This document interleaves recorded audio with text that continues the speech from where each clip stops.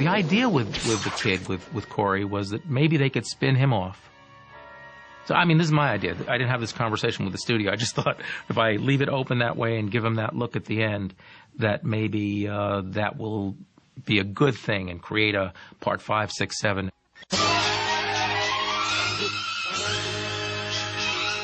Well, it was an interesting story. What happened with that was they had originally asked me to come back and reprise the role and do the entire sequel.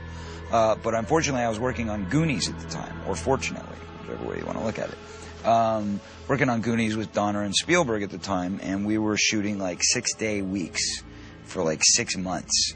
Like, well, we want to shoot you on this, and we'd love to get, do it, but, if we can't start for another 6 months, we're going to have to find another solution. We got to get this movie out. So I said, well, I'll do whatever I can, but obviously I'm a little tied up. So they said, okay. So what they did is they had me come in and work on a Sunday. Let's rip this sucker open. Gotta get a look at the main man.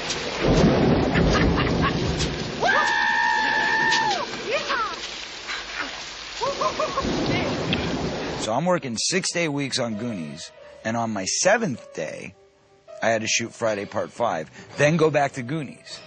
So I think it was the only time in my career as an actor, just working for SAG, where I actually shot 13 days in a row without a break.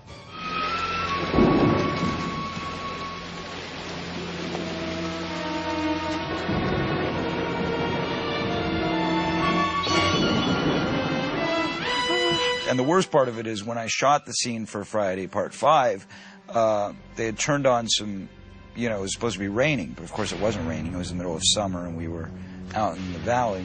And they had no rain machine because it was a small budget. And of course it was a skeleton crew working on the 7th day, right? So what they did is they hooked up a hose to a sprinkler valve in the backyard of whoever's house we were shooting in, which actually happened to be a neighbor of mine. And they set up the sprinkler contraption to the hose and then connected it to one of those big faucets that they use for the rain machines. And just, let it pour.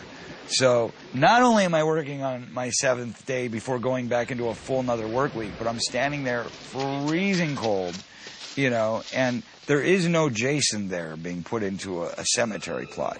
It's me standing in my neighbor's backyard, freezing my ass off, going, and they're like, okay, now you're seeing him come out of the grave. Now he's coming after you. Now he's chasing you, and I'm just, oh, okay, yeah, okay, great. Can I get dry now? Thanks, So it wasn't the most pleasurable memory of my career, but it was brief, short and sweet.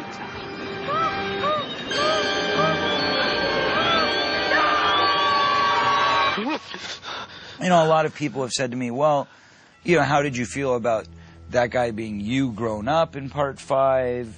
Do you think, and then they had somebody else play me grown up in Part 6. My character kind of went on for years. The way I always say it to the fans and to people is, if I had my druthers, Jason and I have some history. Obviously, my character and him were connected very tightly together. I see it a bit kind of like Jamie Lee Curtis and Michael Myers.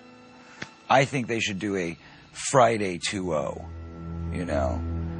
where we kind of skip past the middle ones. Let's say Part 4 happened, and then you could even say Part 5 happened because nothing really was resolved with the character at the end of Part 5. I thought it was a pretty good movie as well. I thought it was very suspenseful, and I liked the fact that Jason wasn't Jason for a change, but it was somebody pretending to be Jason.